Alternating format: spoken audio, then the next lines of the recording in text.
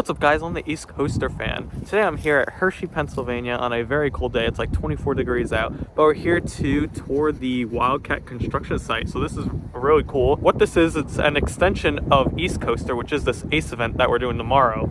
But today we're given the opportunity to tour the construction site of Wildcat's Revenge, which is right there. It looks really cool just in person, but I can't wait to really get up close and see it better. But anyway, let's get down there and enjoy our tour.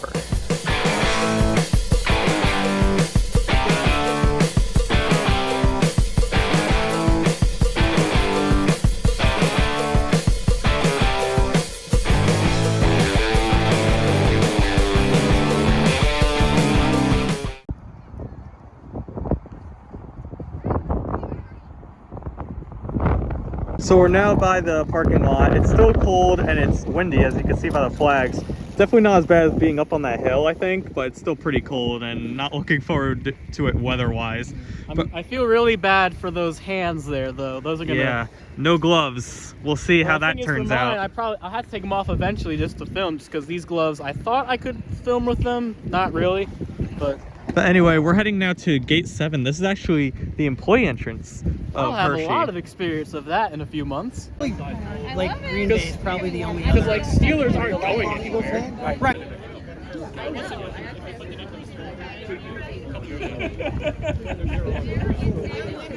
Got my... Wow, those things slid over.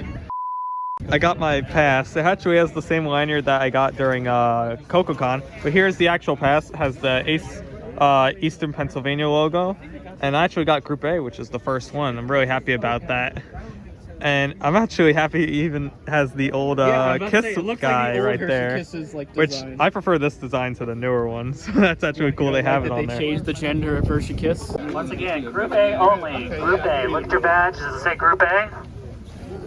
If it says E, you're on the wrong tour. That tour does not exist. Come on this way.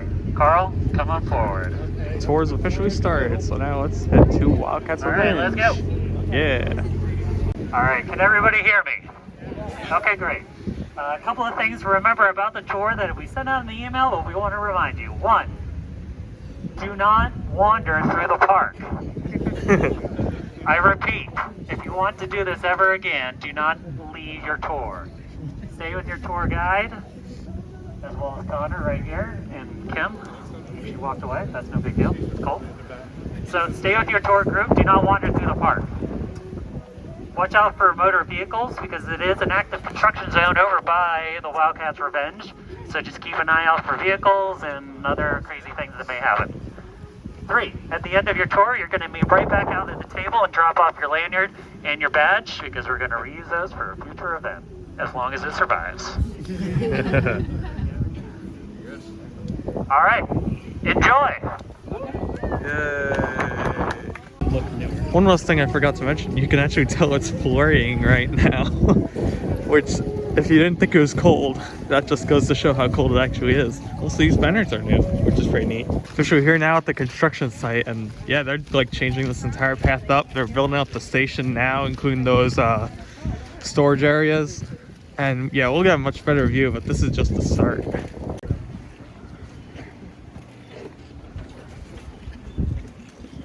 This is Brad Kirkham, Steve McNulty, and Craig Glover. They work at our maintenance team. We're gonna work our way up around to see the back end of Wildcat. If you have any questions, you can, but we do have prepared questions for them that we'll go through. We're going to keep the tour to about 30 minutes, so we can't answer everyone's questions, but we'll try our best, all right? So real quick, we thought we'd stop you here, kind of in front of the work we're doing at the station. So as you can see, we've got a brand new maintenance shop under construction on the back side of the existing station. Similar to our Candemonium, the trains will never have to leave this destination.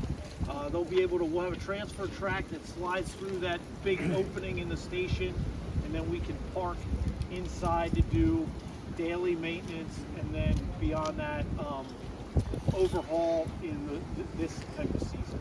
So we got 2 pieces of track set. That's our brake run coming back into the station. We're gonna have a separate unload and load position. So you'll unload separately. That allows us to run 3 trains. We're going to run 3 trains on Wildcat's Revenge. Similar to Candemonium with the 3 trains, obviously we'll be able to take a train off early after Halloween to start the maintenance. So when we can open with 3 trains when we get busier. So same type of rotation as Candy with that. This is by the old entrance. In fact, this may be the new entrance even of Wildcat's Revenge. We'll have to see when it opens. They even have some Dark Knight stuff still here, including this food booth as well as the metal like setup there where the flame shut out. Here we have that freaking overbanker step up underflip. That looks so cool. And you kind of see like where the old drop profile was too. Great Bears got one of the slowest dispatch times in the entire park. First question, Brad. When will the layout be completed? So we are shooting for summer 2023.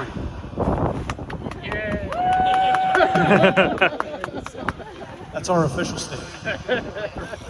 Winter is our construction season here at Hersheypark, so that comes with its unique set of challenges. We poured concrete today on a day like this, so our constant challenge is keeping concrete from freezing, having to tear that out and redo it. Manpower is a construction industry-wide issue that we're fighting with all of our contractors.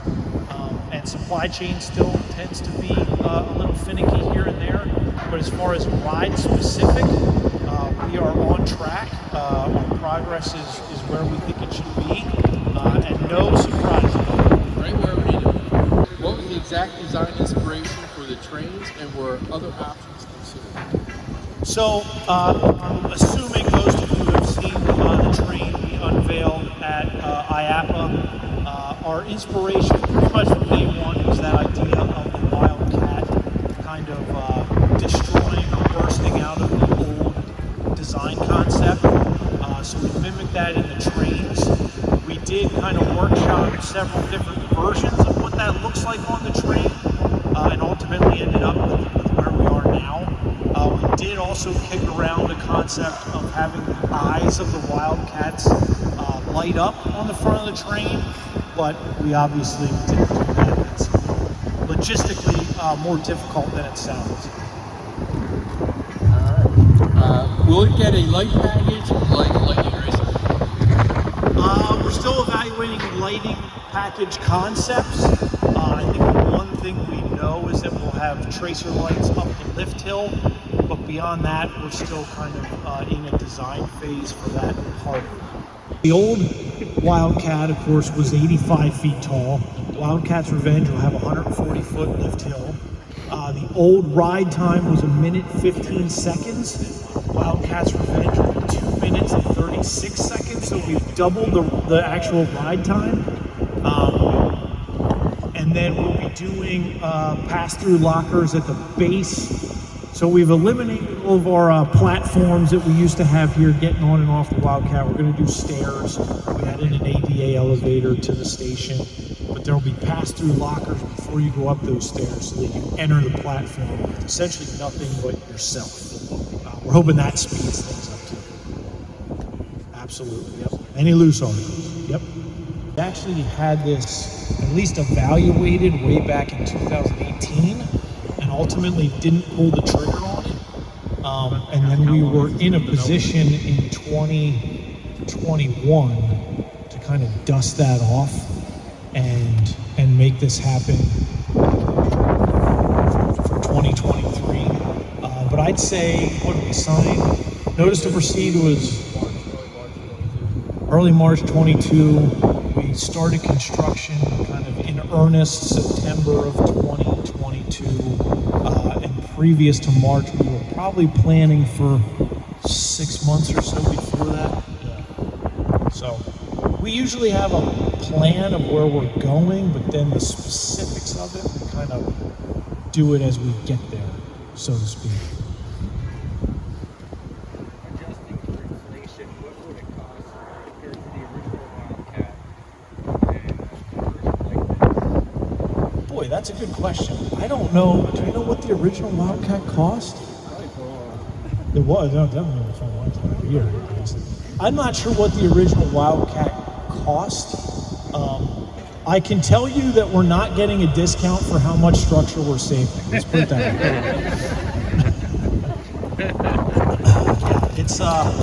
It's expensive. It's expensive to do a roller coaster.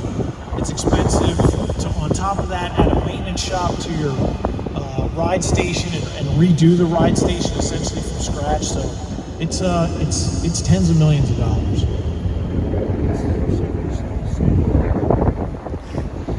Structure, they've kind of been throwing out like a 60 to 70% number. The more they're here, the more that number seems to be less and less. But yeah, they tend to tell us. So they generally say that they're going to take the top 10 feet off of existing structure and then build from there, depending on what the new layout is, obviously. That could be 100% or none at all, or like the underflip, most of the original lift hill is there. They've actually gone about 20 feet taller in that section of the ride. Yeah, you can, yeah. I mean, you can see kind of the old walk planks that are still up there. So that's about where the old first drop was. That's complete. So they're out of there. That was a good Q&A section that we did right here, right by the construction site. Something interesting I asked at the end that I didn't get on camera is I was asking whether the entrance portal will be the same, and they said that the entrance off the midway would be, but the exit is going to involve something with like the old Wildcat track. So that's really cool, and I'll have to stay tuned into what the plan really is. But yeah, that was really cool being there with the construction guys, going over everything. But yeah, I'm freezing, so I think it's time to head back. Tour's officially over. Group B is up next. And yeah, we're exiting now. You guys really don't understand how cold it is out there. My hands are so red too. I'm happy to be in here. Probably just gonna eat and definitely go on the ride. In fact, this is the last time I'll be able to experience it with the Taste of Love song, because they're changing it to the much superior version. But anyway, let's venture inside of Hershey's Chocolate World. This year, Hershey's Chocolate World is celebrating its 50th anniversary, and we're actually inside right now of the old Chocolate World like ride vehicles. They have a sign over here. See if I can get it in frame. But this used to be on the tracks and everything. But there were no doors, and honestly, sitting here, the seat feels much lower than I remember during my childhood. Then again, I was a kid. The thing about these ride vehicles, there are no windows and no doors. As suspected, in February, there is absolutely no one in line. Shame, nobody decided to show up for this banger of a ride. For your safety, please remain seated with your hands and feet inside the vehicle at all times.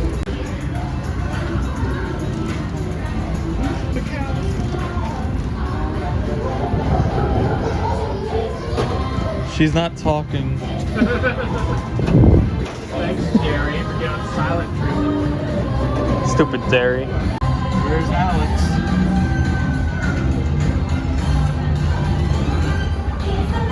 Hi, my name is Alex.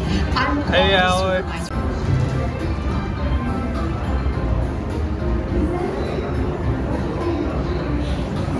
Thanks for reminding us to remain seated. I was thinking of standing here. Now you tell me They're that. walking roasters, which get extremely hot. Toasty in here, isn't it? Cocoa nibs have been ground down like this for thousands of years. Milling machines generate lots of heat through intense pressure and friction. The grinding turns cocoa nibs into the smooth, dark liquid used to make milk and dark chocolate. This brings out the chocolate's rich taste and creamy texture, and of course, that wonderful smell. We feed the chocolate from through steel rollers that grind and burn the chocolate until it reaches a smooth, uniform consistency. All of that fresh, delicious Hershey's chocolate goodness is finally ready to be packaged. Like Hershey's milk chocolate, special dog parties. Hey, don't forget about Reese's peanut butter cups, my personal favorite. Cannibal. Everybody say Hershey's. 3, 2, 1. Hershey's! Let's see some big smiles in 3, 2, 1. Goodness. exiting the Chocolate World ride, they have an advertisement for the new thing replacing Great 4D Mystery, I think it was called.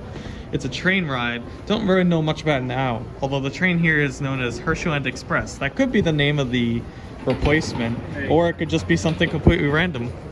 I like trains.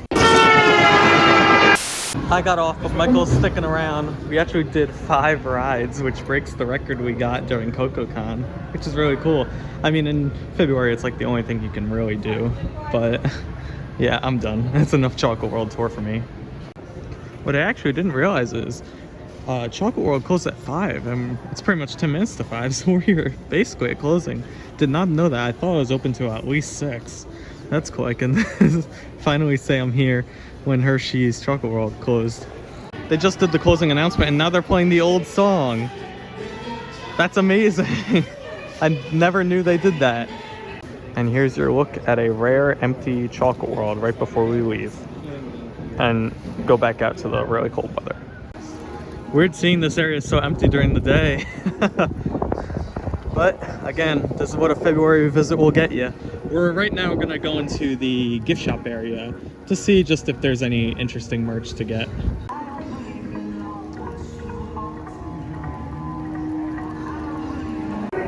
Let me in. Let me in. Let me in. I want to ride Sky Rush. I think I'm gonna have to wait a bit longer, unfortunately.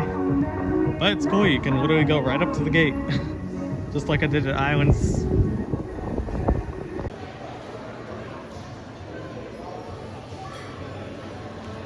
I didn't go and buy anything in there, but I did notice a few interesting things, including a shirt for flying falcons and the giant wheel. I thought that was cool.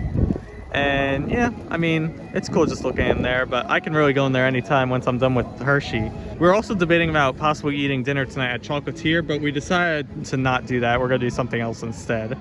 But it definitely looked like a manageable wait, so if you are interested in coming to eat at this restaurant, definitely come off peak in February, I guess. But anyway, we're gonna wrap up this video and do our outro at the entrance where no one else is.